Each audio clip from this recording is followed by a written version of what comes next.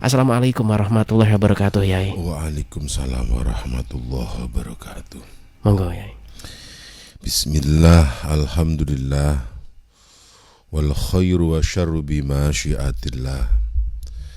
La hawla wa la quwata illa billah. Subhanaka la ilma lana illa ma 'allamtana innaka antal alimul hakim. Rabbi shrah li sadri wa yassir li amri wa hlul 'uqdatam min lisani yafqahu qawli. Birahmatika ya arhamar rahimin. Amma ba'du. Ila hadrat Nabi Mustafa Sidina Muhammadin sallallahu alaihi wasallam wa ala alihi wa azwajihi wa dhurriyyatihi ajma'in.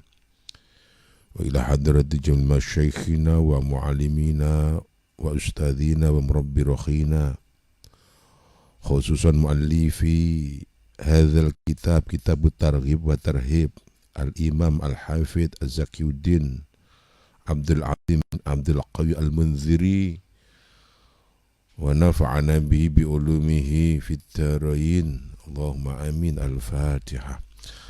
A'udzu billahi minasyaitonir rajim. Bismillahirrahmanirrahim. Alhamdulillahi rabbil alamin. Ar-Rahmanir Rahim, Maliki yaumiddin. Iyyaka na'budu wa iyyaka nasta'in. Ihdinas siratal mustaqim, siratal ladzina an'amta 'alaihim ghairil maghdubi 'alaihim waladdallin. Rabbighfirli wa liwalidayya wa li jami'il mu'minin. Amin. Bismillahirrahmanirrahim. Kitab Targhib wa Tarhib. Ini kita sampai ke juz 4. Minta doa kepada seluruh muslimin muslimat yang biasa mengikuti kajian ini. Semoga Allah memberi kemudahan, kelancaran dalam kajian atau dirosah kitab Targhib wa Tarhib, yang kebetulan hari ini kita masuk ke kitab, ke juz yang keempat ya, atau ke hadis yang ke 4899. Bab pertama adalah tentang at-targhibu fit taubat, anjuran di dalam bertobat, wal mubadirati biha, dan bersegera di dalam tobat. Kita bacakan hadisnya. Hadis pertama dalam bab ini, an Abi Musa radhiyallahu anhu. Kacerita sing Abi Musa radhiyallahu anhu, anna Rasulullah sallallahu alaihi wasallam, saat temene Kanjeng Rasul Muhammad sallallahu alaihi wasallam qala niku dawuhipun, innallaha azza wa jalla, saat temene Allahu azza wa jalla, yabsutu iku beber sinten Allah, yadahu ing astane Allah, maknane kuasane Allah, bilaili ing dalem wektu bengi, liyatuba supaya padha tobat sapa musiun nahari wong kang lumaku dosa ing dalem awan.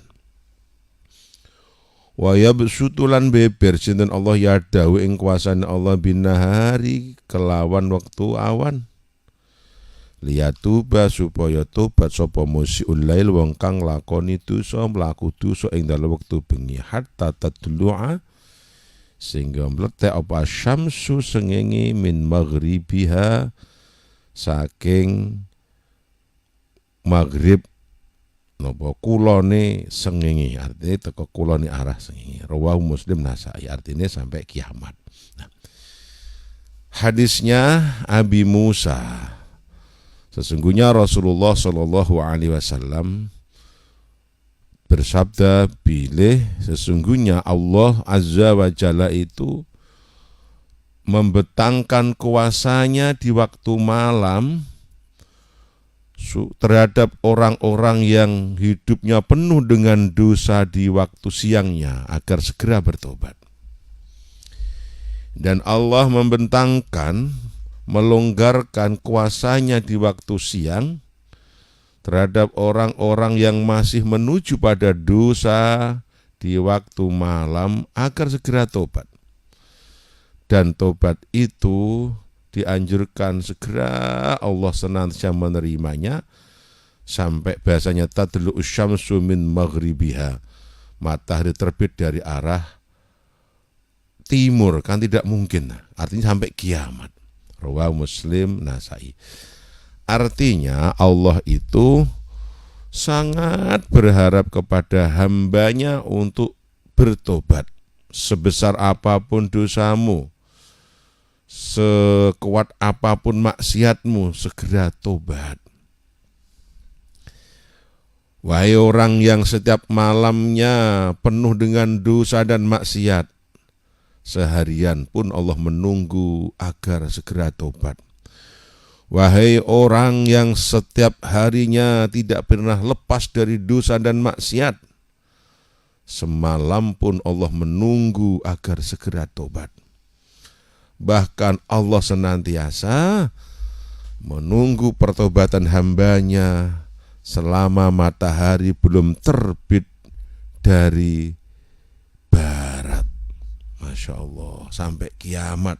Nah, ini artinya apa? Tobat ini sangat dianjurkan, sampai kapanpun tobat akan diterima selama belum kiamat datang.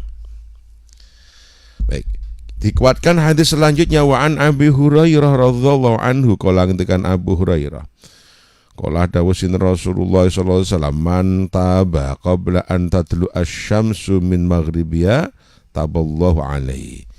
Man utai sapane wong taba iku lamun tobat sapa man qabla an tatlu ing dalam sakjroning ing yen ta mlarat apa samsu sengenge min maghribiya sing arah kulone sengenge, taba mongko bakal nampa tobat sinten Allah ing atase man.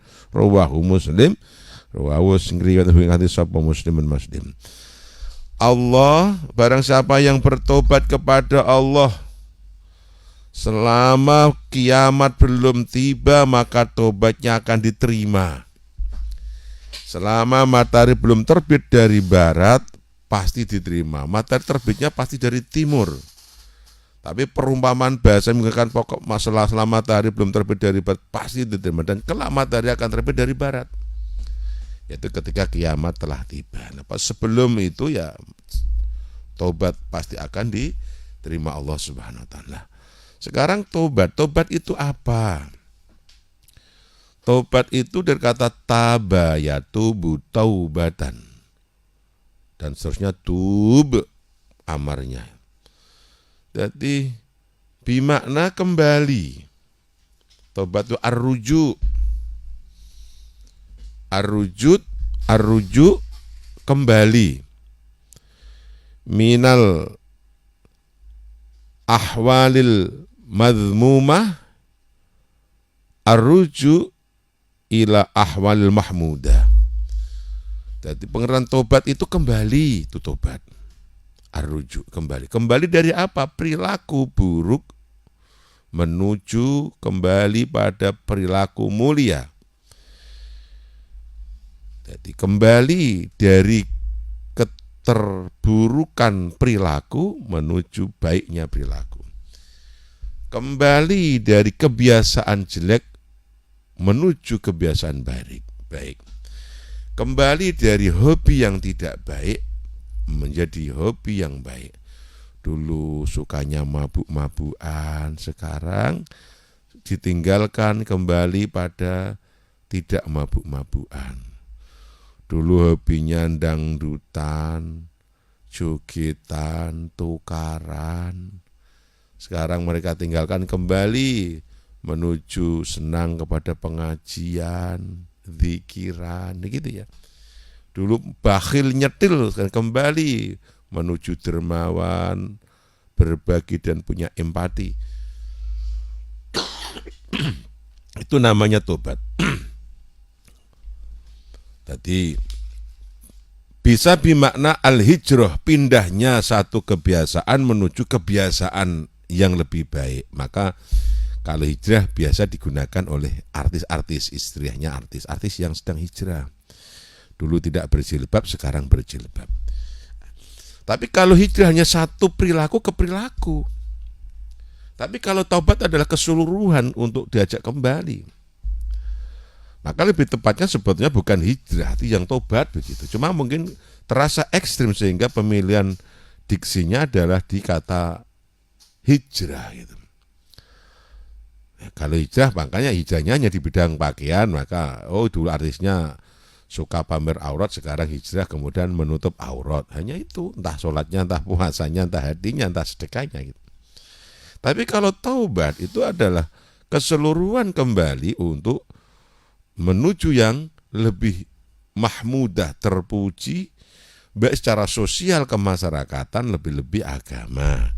Itu namanya taubat. Maka lebih tepat mana pengistilahan taubat atau hijrah? Ya lebih tepatnya ke taubat karena ini bahasa Al-Quran itu. Dan begitu Allah melonggar hambanya, bahkan orang yang wahai hambaku yang semalam bermaksiat, kutunggu engkau siang harinya, sepenuh siang sepenuh hari kutunggu engkau segera bertobat. Wahai hambaku yang sehari-hari bermaksiat dan dosa, kutunggu engkau semalaman untuk segera bertobat. Artinya Allah itu tidak menginginkan kita itu celaka sebetulnya, kita masuk neraka. Bahkan tobat itu diterima selama belum kiamat datang. Masya Allah itu. Wa an Sufyan bin Asal radhiyallahu anhu, lan kaceta saing Sufyan bin Asal radhiyallahu anhu anin Nabi, saing Kanjeng Nabi Muhammad sallallahu alaihi wasallam, kala dawuh Kanjeng Nabi, inna min qibal maghribi, sak temene saking arah maghrib, arah kulon, lababan yakti ana pintu, masyiratun ardi kang utai pelakone ombone pintu iku arbauna 48 aman taune, awa sabauna atau 78 sanatan taune. Fa fatahahu mongko bakal buka ing pintu sinten Allahu azza wa jalla litaubati kedhe wong kang tobat. Yauma khalaqas samawati, ing dalam dinane Allah nyipta pirang-pirang langit wal arlan bumi. Ya fala yughliquhu, mongko ora bakal ngunci sinten Allahu ing pintu hatta tatlu sehingga letek apa syamsu sengenge minhu saking arah maghrib. Rawahul Turmudi fi hadisil Baihaqi. Diterangkan dari Sufyan bin Asal dari Nabi bersabda, sesungguhnya dari arah barat sungguh Allah punya pintu, yang pintu itu lebarnya adalah 40 tahun ketika diturut dengan jalan kaki, atau 70 tahun.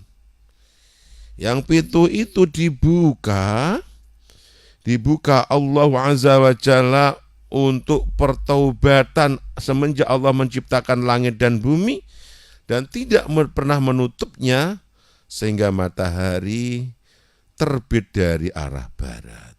Masya Allah. Ini juga bahasa-bahasa kias, bahasa majas ya. Artinya apa rahasia 40 dan 70 ini adalah gambaran sebuah umur. Umur itu kalau enggak di 40 selesai ya di 70 gitu. Inna min qibal maghribi lababan masiratun ardhi arba'una aman aw sab'una sanatan. Zahirnya tekstualnya adalah sesungguhnya Allah itu ya, dari arah barat itu ada pintu yang lebarnya itu 40 tahun atau 70.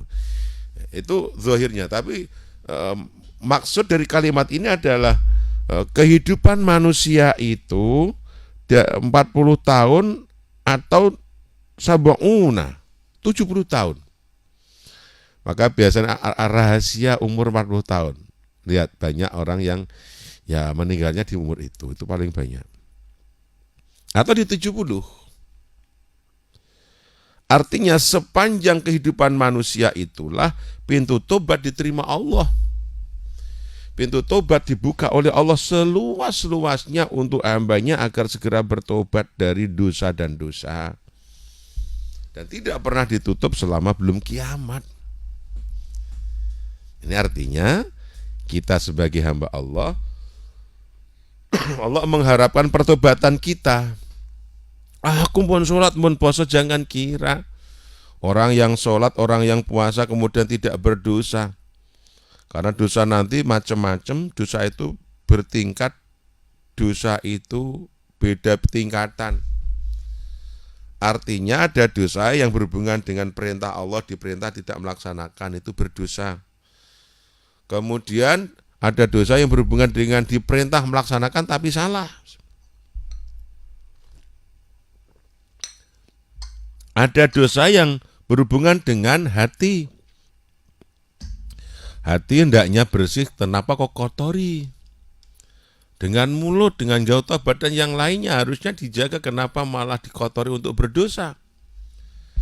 Belum dosa dengan orang lain dan orang lain. Maka jangan kira orang yang sudah beribadah kemudian dia tidak butuh tobat, tetap harus tobat. Karena justru banyak orang yang bermaksiat dalam ibadahnya. Dalam kitab-kitab tasawuf disebutkan membanggakan atas ibadahnya adalah permaksiatan dan dosa besar. Dan berapa banyak orang yang bangga atas ibadahnya. Sehingga dari makalah itu kemudian bermaksiat yang mampu menghadirkan hancurnya hati, merasa penuh diri yang banyak dosa kemudian bertobat, itu lebih baik daripada orang-orang yang taat tapi menjadikan hatinya itu merasa paling benar, paling suci, paling pantas masuk surga. Nah, maka kita ketika habis sholat 5 waktu, setelah sholat juga dianjurkan membaca istighfar, astagfirullahaladzim, astagfirullahaladzim, astagfirullahaladzim. Apa artinya? Mengistighfari sholat kita. Barangkali dalam melaksanakan perintah tidak benar, tidak bagus, maka habis sholat pun astagfirullahaladzim. Berarti mengistighfari, meminta ampun atas pelaksanaan perintah yang barangkali belum baik, belum khusyuk, belum sungguh-sungguh. Karena orang yang sholat tapi tidak sungguh-sungguh dalam sholat yang tidak membawa efek kebaikan, itu juga dapat ancaman neraka. Wailul lil musallin alladzina hum an sholatihim sahun. Celaka orang yang lupa dalam sholatnya. Artinya sholat tidak punya tujuan, tidak membawa pada kebaikan. Dianggap sholatnya lalai, neraka. Maka ketika sholat, astagfirullahaladzim, astagfirullahaladzim. Rasulullah Muhammad SAW itu seorang nabi. Semua nabi kulluhum maksum. Maksum terjaga tidak berbuat dosa dan maksiat. Niat pun tidak punya. Niat dosa lo gak ada. Tetapi Rasulullah tiap hari masih beristighfar, minta ampun selama 70, wakilah 100 kali. Berarti Nabi mengajari kita untuk bertobat. Astaghfirullahaladzim, alladzi la ilaha illa wal hayyul qayyum wa atubu ilaih.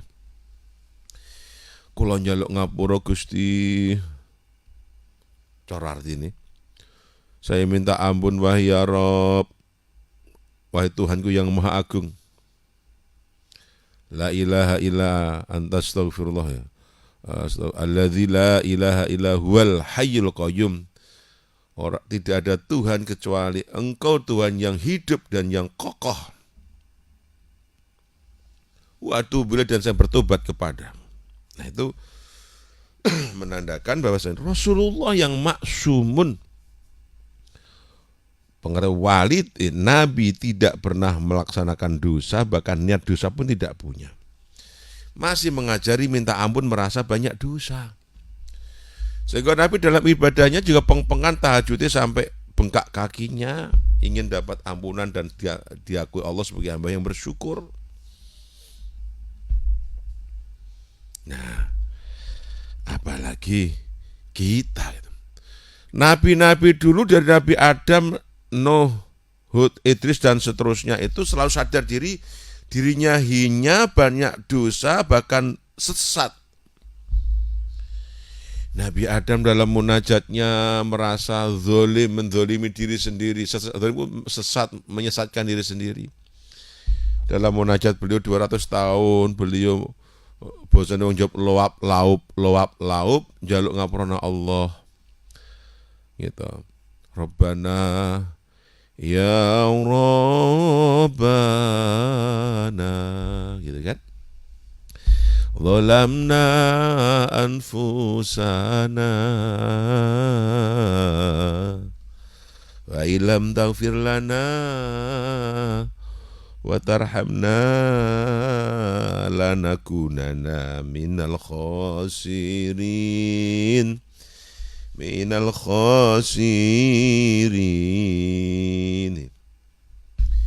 Nabi Adam tiap hari selama 200 tahun minta ampun kepada Allah, merasa sesat, menyesatkan dirinya, akan semakin sesat kalau tidak didapat ampunan dan kasih sayang Allah Subhanahu wa ta'ala. Nabi Yunus, la ilaha illa anta subhanaka inni kuntu minadh dhalimin, merasa zalim, sesat zalim itu. Nabi Muhammad, nah ini ada orang ngibadah lagi seminggu rasane koyo dadi panitia alam gaib. Wong lagi kudungan sesasi, mohon maaf umpamane, sudah merasa ahli surga. Orang baru ikut kajian 1 minggu, berasa sudah diangkat menjadi pegawai surga dan neraka, sehingga berani mengkafirkan orang, menyesatkan orang, neraka wong, bahkan yang ahli ilmu sekalian. Nah ini gimana? Nah maka tobat, ojo hatimu kotor, tobat, nobati apa? Nobati hati. Nobati hati dari kekotoran, keiri drengkian, mentobati mata dan memandang yang tidak baik, mentobati telinga, mulut dan jari dan sebagainya. Maka dalam ayat ya ayyuhalladzina amanu tubu ilallahi jami'a wa la tafarraqu, seterusnya. Wahai orang mukmin, tobatlah kepada Allah dengan tobat yang kesemuanya. Artinya zahir batin jak tobat, seluruh organ jak tobat. Artinya kembali kepada Allah, kembali di jalan Allah, kembali di jalan yang diridhai Allah, meninggalkan keburukan, tobat. Ada disebut tobat juga at-taubatu al-hazanu kulluh. Tobat itu ya penyesalan itu. Selain tobat itu kembali ke jalan yang diridhai Allah, yang mahmudah, juga tobat adalah penyesalan. Jadi penyesalan itu tobat. Orang tidak pernah ada rasa penyesalan sama sekali, itu bukan orang yang tobat. Tobat di mana an-naza, mencabut, melepaskan diri dari dosa yang pernah dilakukan, komitmen tidak mengulangi lagi, tobat. Tobat bermakna wattabi'is sayyi'atal hasanah, menututi, membuntuti, mengikuti keburukan yang pernah dilakukan dengan kebaikan. Dulu hobinya apa, jukitan, sekarang hobinya zikiran. Jadi nutup, nembeli keburukan dengan kebaikan, itu tobat. Nah, orang-orang yang tobat senantiasa mendapatkan tempat-tempat yang istimewa di hadapan Allah Subhanahu wa ta'ala. Nah, maka kita mohon pada Allah agar kita diberi kemampuan untuk taubat kepada Allah Subhanahu wa ta'ala. Jangan pernah putus asa. Seberapa banyak dosa kalian, dosa kita, sepenuh jagat ampunan Allah. Yang pernah membunuh, opomong lagi 100.000 legane ngati kalau sudah tobat dan komitmen untuk tidak mengulangi lagi dosa membunuh dan dosa-dosa lainnya, tobatmu tetap diterima Allah Subhanahu wa ta'ala. Yang pernah berzina, apalagi sekali, 2 kali, yang 1000 kali umpamanya, kemudian komitmen janji tidak mengulangi lagi, menyesal, terus menuju jalan yang baik, menututi, mengkintili, wattabi'is sayyi'atal hasanat, kemudian membuntuti keburukan itu, artinya diganti dengan amal-amal yang baik. semua akan diterima Allah Subhanahu wa taala. Jangan pernah merasa aku kadung elek terus aku Allah mosok ngapura. Di ngapura. Wah aku pernah syirik, mosok syirik jari gak di ngapura. Di ngapura. Allah iku nek ngapura jami'an seluruh dosa diampuni. Mau membunuh, mau syirik. Kan ada yang menakut-nakuti, wah dosa yang tidak diampuni Allah adalah syirik. Itu tetap diampuni Allah At-Tawwab. Itu At-Tawwab Allah itu Al-Afu. Allah itu memaafkan. Jadi Allah itu As-Sabur, gampangan. As-Syakur, As-Sabur, gampangan, mudah menerima. Berarti Allah kuapian. Maka ketika seseorang seharian berdosa malamnya ditunggu Allah, kapan tobatmu cung, ayo ndang tobat cung. Ketika ada seorang hamba semalaman berdosa, paginya Allah, ayo cung, tobat cung, mong jehurib. Itu sayangnya Allah kepada hambanya begitu. Bahkan harus dilonggar. Ya, berapapun dosamu sampai kapanpun, ya pokok itu selama nyawa belum sampai terongkongan tetap akan diterima tobatnya oleh Allah Subhanahu wa taala. Hadisnya an Abdillah bin Umar radhiyallahu anhu ma'anin Nabi, innallaha yaqbalu taubata abdi ma lam yugharghir.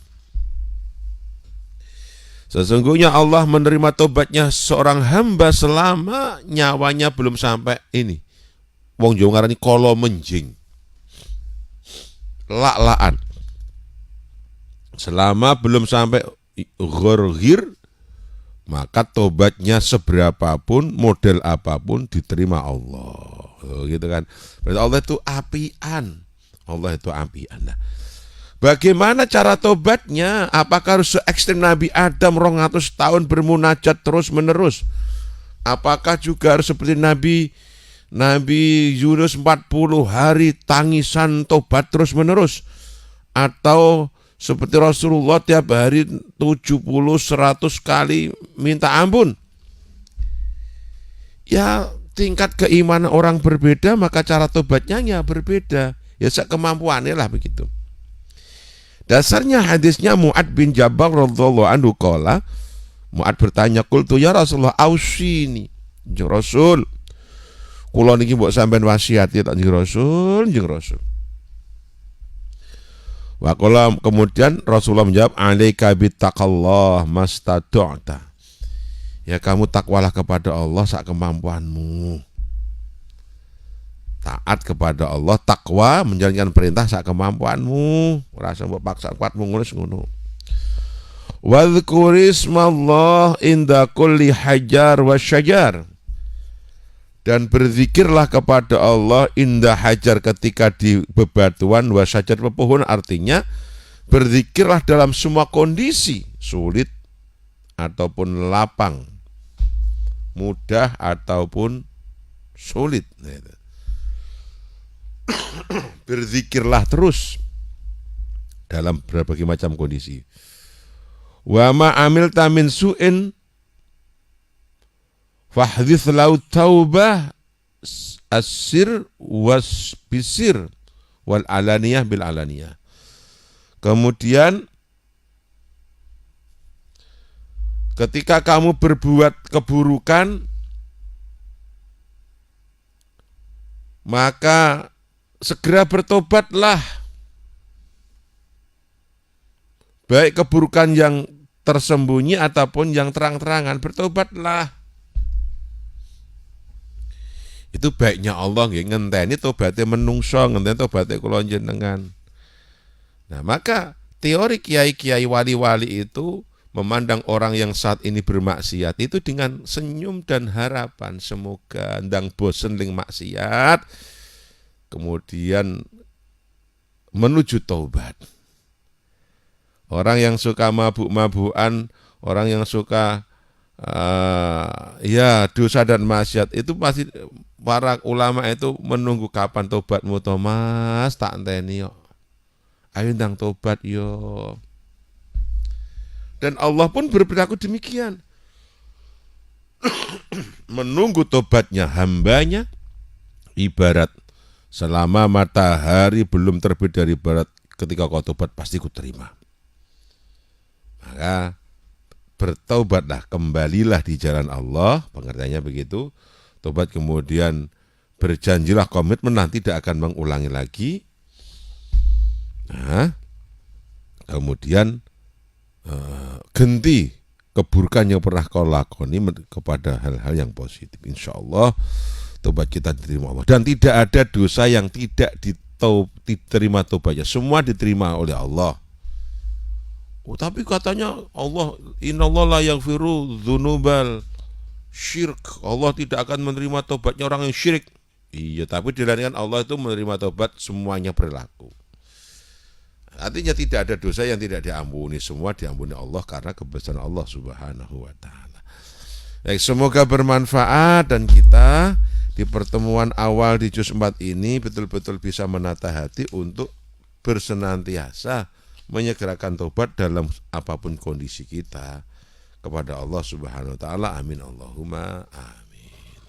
Yang pagi ini sudah bergabung, ada bisa telepon juga di 0295385877. Assalamualaikum Pak Syaf Empati. Waalaikumsalam Mas Ari. Monggo, dari siapa di mana ini? Dari Mas Udin di Juwana. Monggo silahkan. Begini apa ini di luar tema aja. Kalau salah ketika khotbah Jumat itu kan harusnya kan diam ya apa mendengarkan. Tapi bagaimana kalau misalnya ada jamaah yang misalnya membenahi mikrofon khotib karena mungkin kurang bagus dan tidak nyaman didengar, apakah juga termasuk tidak sah Jumatannya karena khotib sedang berkhotbah tapi membenahi mikrofon atau sound system gitu apa? Itu saja siapa, mohon penjelasannya. Terima kasih. Assalamualaikum. Waalaikumsalam warahmatullahi wabarakatuh. Ini berarti sound engineer-nya ini ya, Imam Beneran. Ya, makanya sebelum khutbah dimulai itu, dalam tradisi masyarakat Asia ya, Indonesia khususnya, Pati, Rembang, dan Indonesia mayoritas lah ya, itu seorang muadzin tukang azan, kalau ada selain acara selain azan disebut Bilal biasanya, yang Bilali begitu, atau muadzinnya yang mempersiapkan khutbah atau khotib untuk dipersilakan naik ke mimbar. Itu sebelumnya seorang Bilal atau seorang muadzin itu membacakan satu hadis. Itu pandanglah sebagai peringatan yang datangnya dari Rasulullah untuk senantiasa mengikatkan orang-orang yang akan Jumatan atau ikut melaksanakan Jumatan untuk mematuhi tata tertib mendengarkan khutbah. Jadi semacam, ya bahasa generalnya adalah muadzin mengumumkan tata tertib mengikuti sholat Jum'ah, khususnya dalam mengikuti khutbah Jum'ah. Sehingga disampaikanlah satu hadis Nabi, ya ma'asyiral muslimin wa zumratal mu'minina rahimakumullah, idza qulta li sahibikal ansib wal imamu yakhtubu faqad laghat ansitu wasma'u ati'u ansitu wasma'u ati'u ansitu ansit itu anteng, diam, anteng. Kalau uskut itu mung diam tok. Tapi kalau ansit itu anteng awake, ojo nyuwara. Jadi badannya juga jangan banyak gerak dan jangan bersuatu. Ansitu anteng lan ojo nyuwara sira kabeh. Wasma'u ngrungokno sira kabeh, dengarkan. Wa'adi'u dan takutlah kalian semua kepada Allah, rahimakumullah, rahimamuki melasikum ing sira sinten Allah Gusti Allah. Itu hadis. Ada yang protes, itu bid'ah, itu nambah-nambah. Wong itu maca hadis Nabi sebelum khutbah ben wong doel kok khutbah bid'ah itu. Sithik-sithik bid'ah lah nganggo mikrofon ya bid'ah to nek ngoten. Itu justru sunnah karena mengingatkan hadis, membacakan hadis Nabi kepada umat sebagai tata tertib mengikuti khutbah. Wahai sekalian muslimin yang dikasihi Allah, jika kamu nanti idza qulta li sahibika, jika kamu berbicara kepada teman, ansyid, diam, cep. Wal imamu yakhtubu faqad lagat, sementara imam sedang berkhutbah, maka faqad lagat, sungguh sia-sia Jumatanmu. Ada orang ngomong kita, diam. Itu aja lago, percuma. Apalagi sengaja ngomong atau khutbah, sengaja ngomong uyek geger gitu di saat khutbah berlangsung, termasuk menjalankan kotak jariah pada waktu khutbah berlangsung. Ini bagaimana? Jangan ansitu, bukan hanya uskutu, tapi ansitu. Bukan hanya diam tapi tenang. Nah, bagaimana kalau orang yang membenahi? Nah, itu nama sifatnya insidentil. Tentu untuk kemaslahatan khutbah itu ya diperbolehkan membenahi mic atau apa yang kiranya mengganggu, tidak menjadikan lancarnya prosesi khutbah itu. Sifatnya darurat, ya boleh-boleh saja. Beda dengan kotak yang masuk jalan kan bukan darurat, tapi justru di saat khutbah berlangsung menimbulkan satu kegaduhan, terkadang suaranya kletek-kletek, atau kesibukan lain selain mendengarkan khutbah. Ini bermasalah secara fikih sebetulnya. Dan dalam kitab-kitab fikih sudah menjadi pembahasan, bukan hal yang baru. Ada yang mengatakan haram memutar atau menjalankan kotak amal di saat khutbah itu, jika menimbulkan suara gaduh sehingga menjadikan tidak konsentrasinya jamaah mendengarkan khutbah. Tapi menjadi makruh kalau tidak menjadikan gaduh pun menjadi makruh, tidak baik atau tidak disenangi Allah atau tidak baik. Maka sebaiknya kotak itu ditaruh di depan pintu. Nanti kan yang mau memasukin pasti dimasukin, yang mau kasih pasti dikasih, tidak harus dijalankan. Kalau dijalankan ya sebelum khutbah dimulai, jalankan dulu. Ya gitu. Bikin kotak yang banyak biar cepat dari ujung ke ujung. Kotak satu dijalankan dari depan sampai belakang, ya Allah, itu selama prosesi khutbah.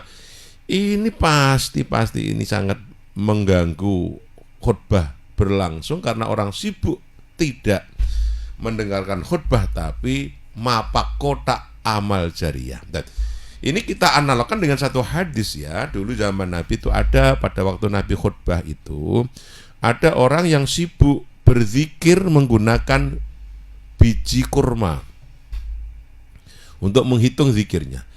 Itu aja dihentikan oleh Rasulullah.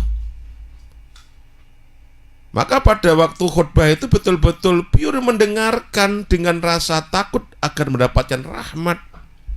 Tenang, anteng mendengarkan. Tidak boleh ada aktivitas lain.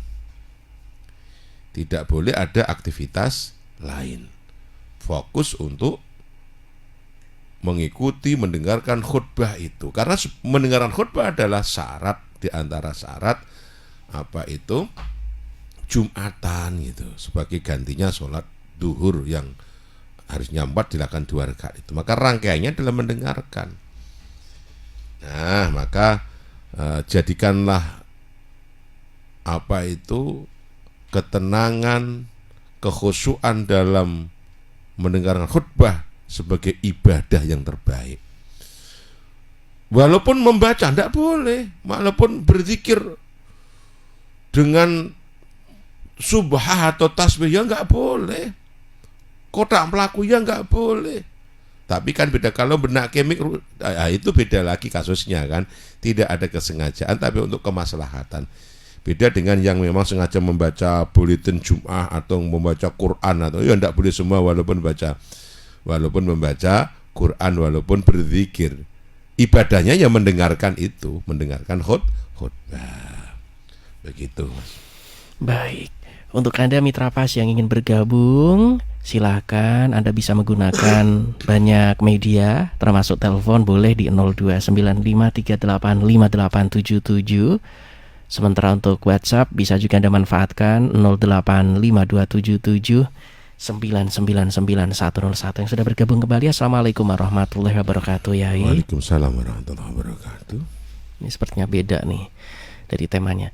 Yai, setiap kita kirim doa, kalimah tahlil sama orang yang sudah meninggal, ketika baca istighfar, apakah yang baca istighfar juga termasuk dalam ampunan dari Allah Subhanahu wa taala seperti hadis-hadis yang tadi sudah disampaikan kan, yang membaca orang yang bersangkutan dikirimnya dapat, apakah yang membaca juga ikutan dapat? Oh, ternyata masih ada hubungannya nih dari Pak Tris di Purwokerto Pencerahannya, ya monggo. Ya, maka di sini ada satu ikhtilaf di kalangan ulama. Termasuk yang jenengan tanyakan itu, apakah ikhtilafnya adalah apakah bisa sampai bacaan Quran dan zikir yang kita baca kepada orang yang meninggal dunia, sementara ibadah zikir, tahlil dan sebagainya itu kan ibadahnya orang hidup, otomatis yang mendapat pahala adalah orang-orang yang membacanya gitu, bukan orang lain. Apakah bisa dengan sistem pengiriman pentransferan itu? Kemudian ketika bisa, apakah pahalanya itu habis untuk yang dikirimkan atau yang baca juga dapat? Itu sebetulnya sudah menjadi materi-materi lama ya. Nah, begini, justru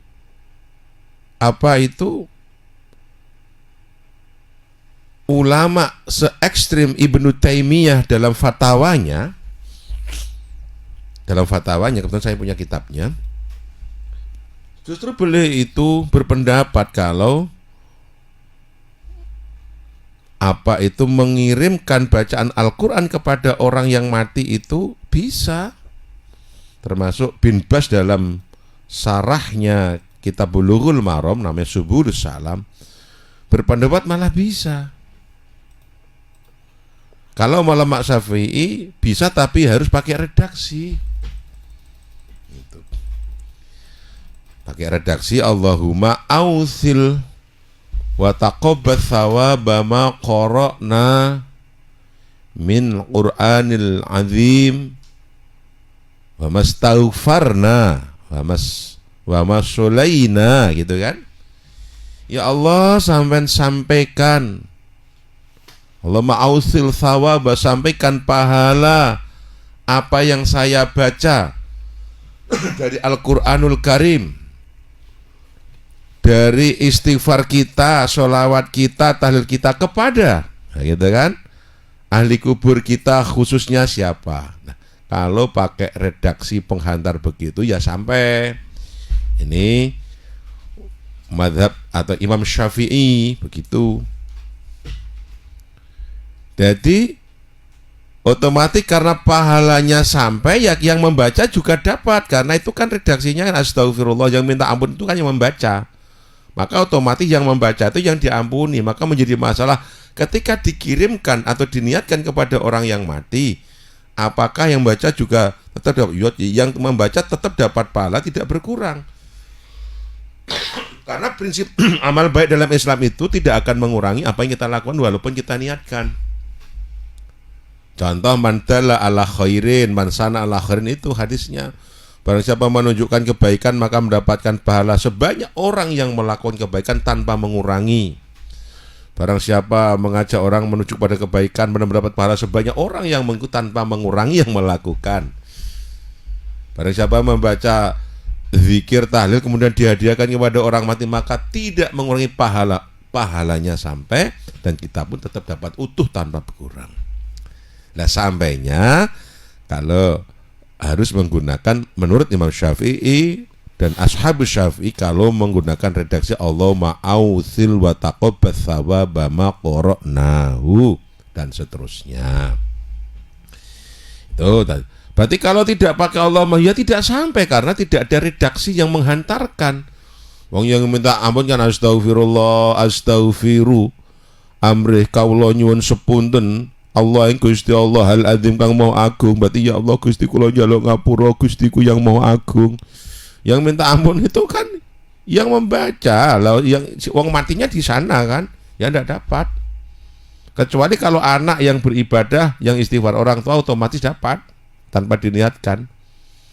Nah, maka disitulah kemudian ulama-ulama Syafi'i ini, Al-Quran yang dibaca orang hidup, zikir yang dibaca orang hidup, itu bisa sampai pahalanya kepada orang yang mati kalau menggunakan penghantar Allahumma ausil wa taqabbal thawaba ma qara'nahu min Qur'anil Adzim dan seterusnya.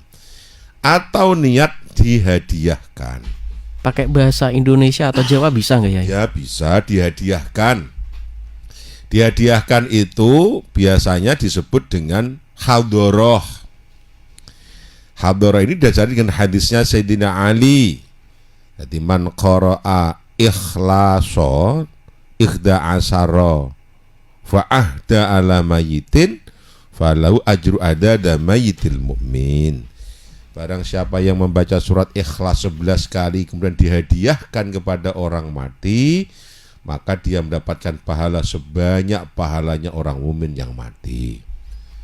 Kemudian dari hadis itu maka ila hadratin nabiyil mustafa, itu bahasa Jawa nih, kuhaturkan kepada Kanjeng Nabi Muhammad SAW serta sahabat dan keluarganya, kuhaturkan kepada Kanjeng Syekh Abdul Qadir sebagai jalur guru, kuhaturkan kepada seluruh muslimin muslimat, kuhaturkan Fatihahku atau bacaan-bacaan baikku kepada Abdikal Fakir Bapak Suto Benoyo Al-Fatihah, gitu ya.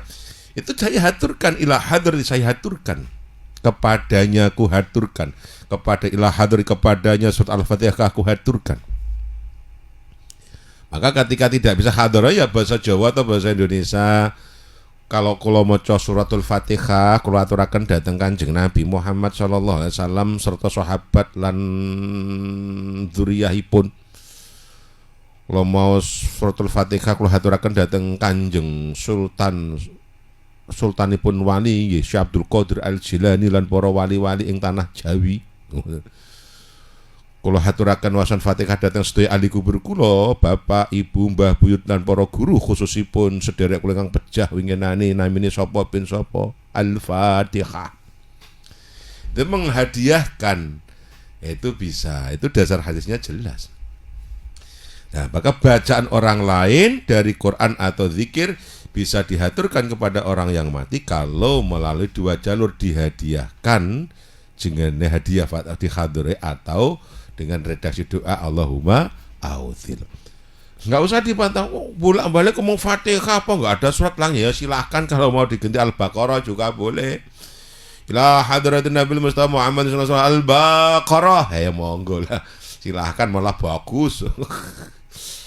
Yang Fatihah ya diterusin aja, kan simpel, padat, bermutu, bermakna, pas gitu loh. Tapi Al-Baqarah harus berapa jam membacanya nanti. Al-Waqiah ya monggo, ganti bosen Al-Ikhlas ya monggo kalau bosen. Kadang ada yang usil itu di YouTube itu, ya Allah. Orang ngono seperti enggak ada surat yang lain, sedikit Fatihah, Al-Fatihah, Al-Fatihah. Saya dalam hati, ya iya, kalau mau ganti Al-Baqarah ya silahkan. Intinya menghadiahkan bacaan Al-Quran kepada orang yang telah mati, dan itu ada dalilnya semua itu. Baik. Yang sudah bergabung kembali dari Pak Suparman. Assalamualaikum warahmatullahi wabarakatuh. Waalaikumsalam warahmatullahi wabarakatuh. Ini pernah kita bahas tapi saya lupa ini ya. Untuk redaksi atau juga kalimat doa Allahumma gfir lil mu'minin wal mu'minat al muslimin wal muslimat, ini hadis atau ayat Al-Qur'an kayak yang biasanya dibaca itu pada saat seringnya kan saat doa sholat Jumat. Nah ini kan artinya kena semua yang dikirimin doa, semua muslim baik laki-laki ataupun perempuan. Bahkan ada kalimat al-ahya'i minhum wal amat yang artinya orang yang masih hidup ataupun sudah meninggal. Nah ini redaksinya dari mana ini? Dari Pak Suparman. Begini Bapak, yang perlu diketahui hubungannya sholat Jum'ah ya. Sholat Jum'ah itu ada rangkaiannya, ada syaratnya sholat Jum'ah, ada rukunnya sholat Jum'ah. Syaratnya sholat Jum'ah ya seperti sholat harus Islam, merdeka, sehat, domisili, balik, ya gitu. Itu syaratnya untuk mengikuti Jumat. Kemudian punya sifat dzukuriyah, kelaki-lakian. Itu syaratnya, berarti syarat itu persiapan untuk melaksanakan Jumat. Pun ada rukunnya Jum'ah. Rukunnya Jum'ah adalah dilaksanakan di waktu zuhur, kemudian diawali dengan 2 khutbah, kemudian sholat 2 rakaat. Nah, khutbahnya 2 dan ada duduk di antara 2 khutbah, termasuk rukun. Nah, jadi khutbah, kemudian duduk di antara 2 khutbah, kemudian khutbah lagi, kemudian sholat Jumat, harus al-muwalatu, berurutan. Kemudian dalam khutbah ada rukunnya 5. Pertama baca hamdalah, alhamdulillahi rabbil alamin hamdan katsira. Kemudian ada membaca sholawat, Allahumma salli ala sayyidina Muhammad wa ala ali sayyidina Muhammad. Sholawatnya harus sharih, jangan pakai isim ganti dhamir. Ya, kemudian sallallahu notak nyebutan karena sallallahu wa ala alihi washabih, tidak boleh, harus sharih. Ya, harus sharih Allahumma salli ala atau usalli ala Muhammadin gitu boleh. Kemudian membaca 1 ayat dari Al-Qur'an. 1 ayat dari Al-Qur'an. Ya, wa qala Allahu ta'ala wal asri, ngono ilmu 1 ayat to niku. Minimal ya minimal 1 ayat ya. Wal asri ngono tok nggih cukup. Tapi kebangetan kalau dipraktekkan. Kemudian wasiat takwa. Fayayul hadirun usikum wa iyaya bitaqallah faqad fazal muttaqun. Kemudian doa lil mu'minin wal mu'minat. Itu perintah Rasul, amanah Rasul. Doa lil mu'minin, ada redaksinya doa lil mu'minin di dalam khutbah kedua. Maka kemudian redaksinya Allahumma ghfir lil mu'minin wal mu'minin dulu, baru muslimin, karena doa untuk mukminin mukminat dalam khutbah kedua. Sekaligus artinya ya biar lebih jelas lagi ini yang pernah jumatan. Masya Allah, berarti itu 5 rukun. Berarti khutbah niku sebenarnya sederhana, rasa dawa cekak apa ngelimo niku ayatnya cukup hamim apa alif lam atau yasin. Maka dalam khutbah akhir biasanya nanti ada rangkaian khutbah untuk menyempurnakan yang pertama, ada 1 ayat, biasanya ayat ya ayyuhalladzina amanu shollu alaihi wasallimu taslima. Allahumma ighfir, ya Allah ampuni lil mu'minin, bagi orang mukmin laki-laki, wal mukminat, dan mukmin perempuan, wal muslimin, dan muslim laki-laki, wal muslimat, dan muslim perempuan, al ahya, yang hidup, wal amwat, dan yang telah mati, wa atubu ilaihi. Jadi itu menjadi rukun dalam khutbah, mendoakan orang mukmin laki perempuan dalam khutbah kedua, sehingga redaksinya ya begitu di mana-mana. Bahkan yang masih hidup atau sudah mati kena semua. Kena semua. Itulah Islam tidak diajarkan untuk hidup individualis, tapi secara kolektivitas, berjamaah. Maka kenapa di antara penyebab wong Islam haram mengganggu orang Islam? Karena selama masih Islam, selama masih mukmin, dalam doa mereka ada untuk kita, doa kita ada untuk mereka. Yang tidak percaya sampainya kiriman doa tetap mendapatkan kena bagian. Ya, walaupun dia nggak percaya, tetap selama masih Islam aja. Kalau nggak, kalau tidak percaya doa sampai Anda kan tidak menjadikan musyrik atau murtad kan? Ya hanya fasik lah, rusak kalau enggak. Tapi tetap mendapatkan, walaupun nggak percaya tahlil, ketika mati tahlil kita tetap sampai. Tetap dapat bagian. Jadi jangan wong uripe ra percaya tahlil kok tahlil tetap sampai selama dia mukminin mukminat muslimin muslimat. Nah, ada hadisnya bahkan ketika tiap hari kita itu mau membaca istighfar yang redaksinya begitu, Mas. Itu Allah menjadikan kekasih Allah. Jadi ada hadis begini, man qala likulli yaumin astaghfirullahaladzim li wali astaghfirullahaladzim li wali walidayya wali jamil muslimin wal muslimat mu'minin wal mu'minat al ahya'i minhum wal amwat isrina marrah, 20 kali sehari semalam. Berarti kalau habis sholat dibaca ya berarti 4 kali ya. Nah, ja'alallahul awliya'i ja'alallahul habibi, maka Allah menjadikan dia kekasihnya Allah. Hadis itu. Jadi barang siapa yang sehari semalam membaca astaghfirullahaladzim li wali walidayya wali jami'il mu'minina wal mu'minat muslimina wal muslimat al ahya'i minhum wal amwat wa atubu ilaih 20 kali, maka dia dijadikan kekasih Allah. Kenapa?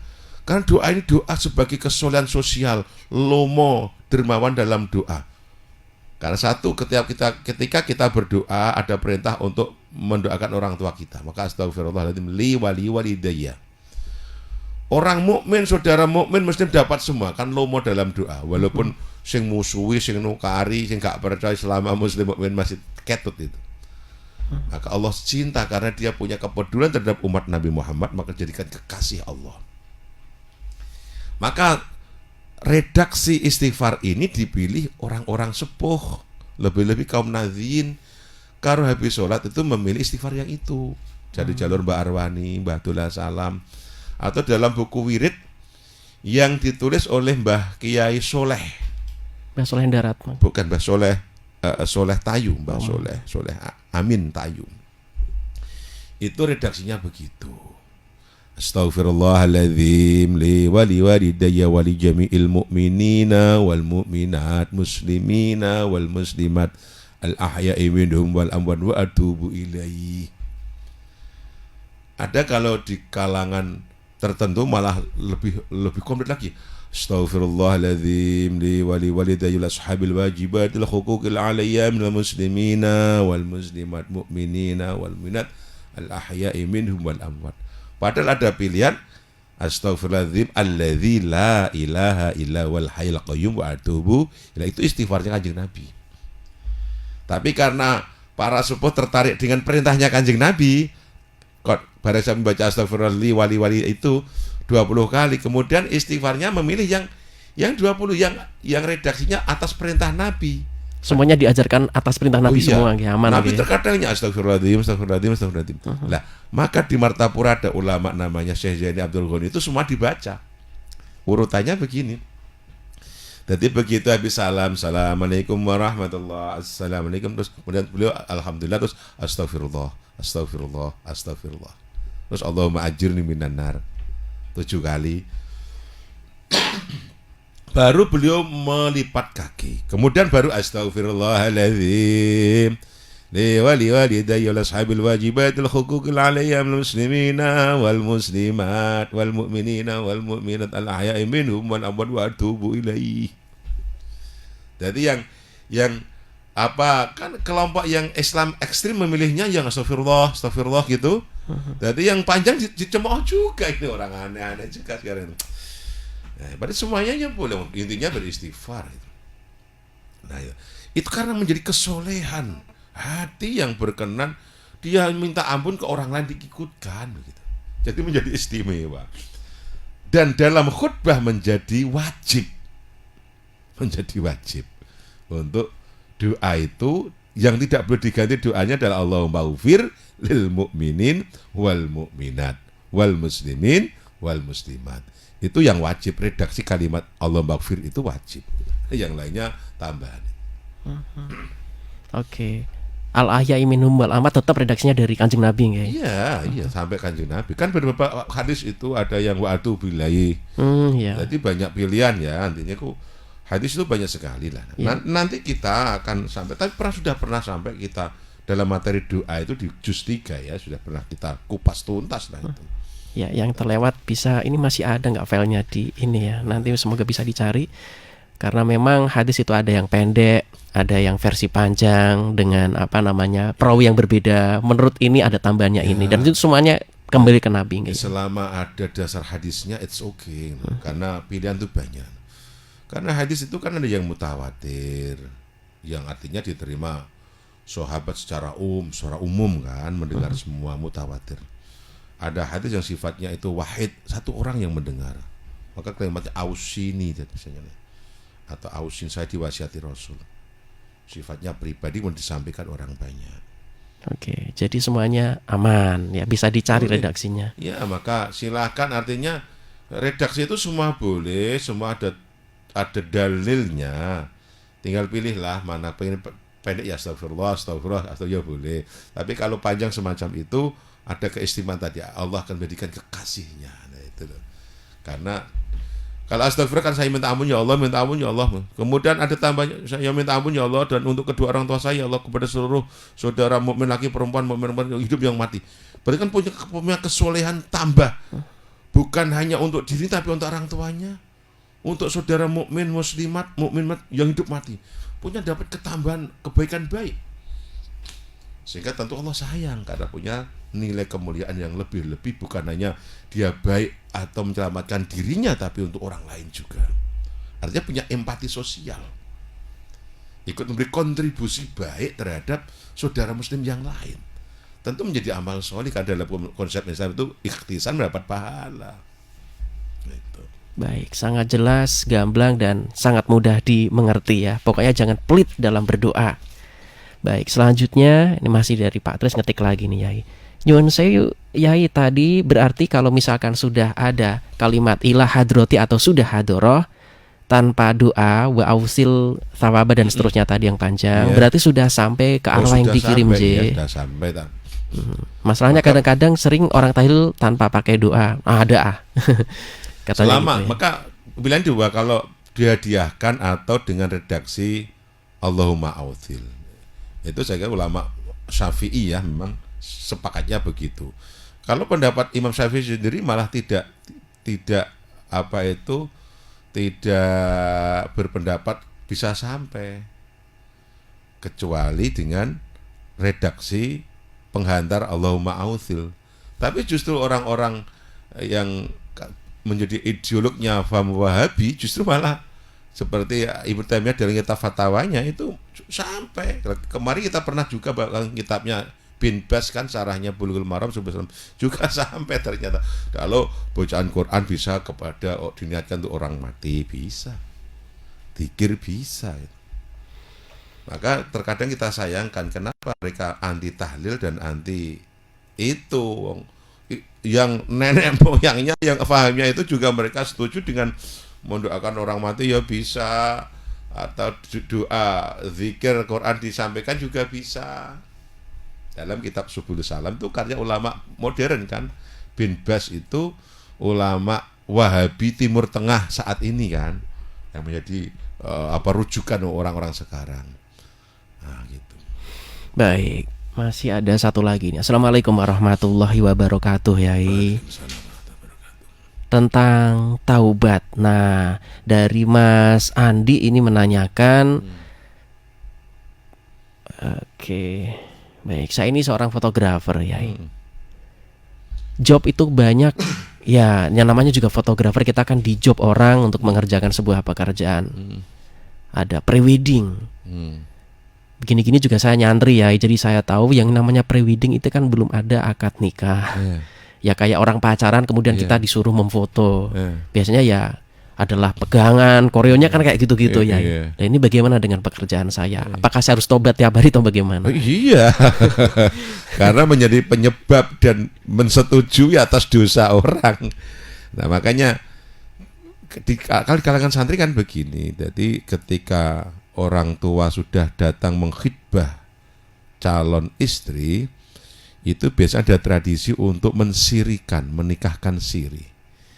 Karena ketika dua hati sudah terpaut cinta itu pasti setannya kemana-mana. Untuk menjaga hal-hal yang itu kemudian ada prosesi begitu dilamar kemudian disirek ke bapak, dinikah ke siri oleh si walinya. Sehingga nanti ketika ada istilah brewitnya itu ya aman-aman saja. Tapi kita dalam tradisi santri itu tentunya akan bertentangan dengan tradisi santri lah hal-hal modern hal itu ya. Karena itu tidak diajarkan, tidak menjadi hal budaya yang baik. Sehingga kecenderungannya adalah melegalkan hal yang tidak baik menjadi legal, hal yang haram menjadi umum, dan itu termasuk memang ya provokatornya ya fotografer gitu. Itu yakinlah tidak berkah pekerjaan semacam itu.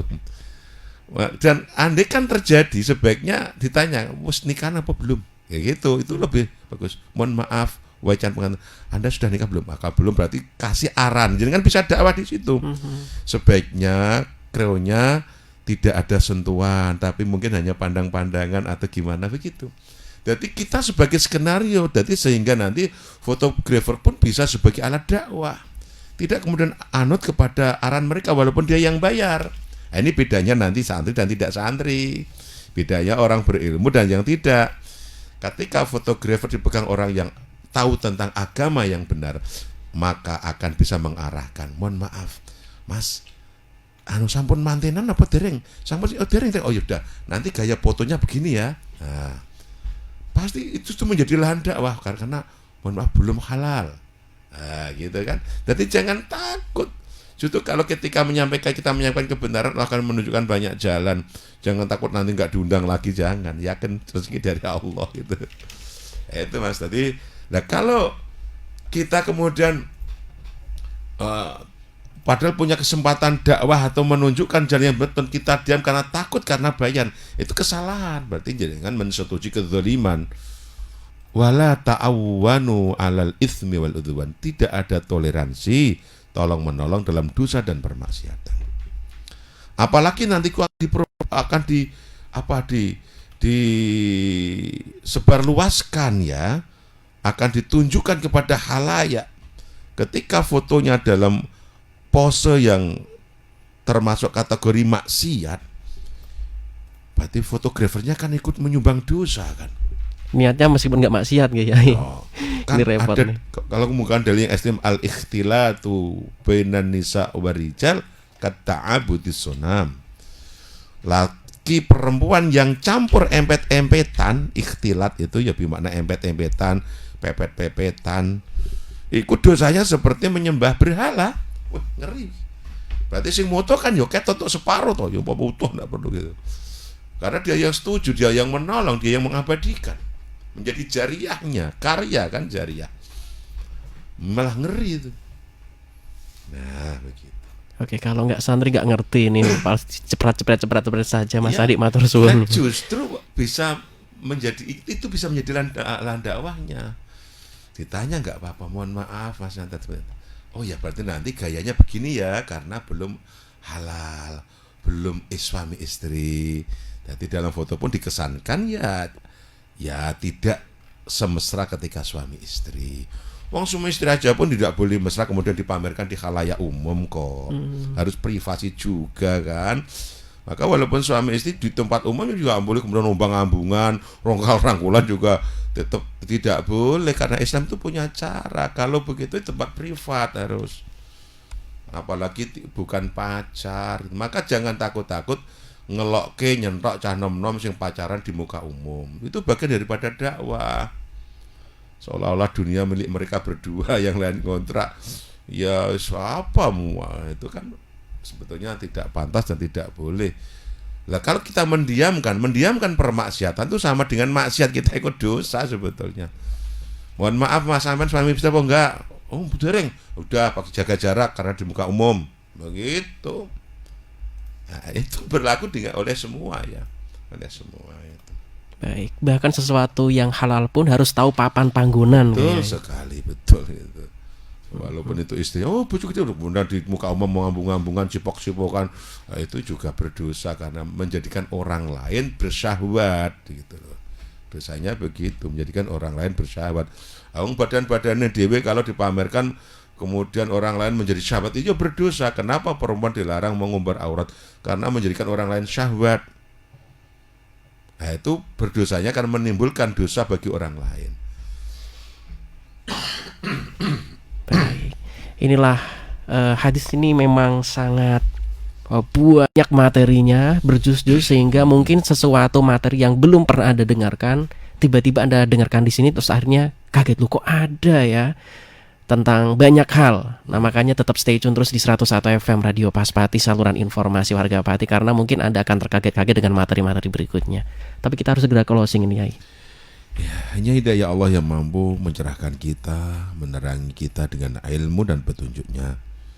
Orang yang bertambah ilmu tapi tidak bertambah hidayahnya, maka tidak bertambah, melainkan semakin tambah jauh dari Allah Subhanahu wa ta'ala. Maka teruslah minta hidayah pada Allah agar ilmu kita menjadikan kita semakin baik, semakin takwa kepada Allah Subhanahu wa ta'ala. Akhirnya billahi taufiq wal hidayah. Assalamualaikum warahmatullahi wabarakatuh. Waalaikumsalam warahmatullahi wabarakatuh.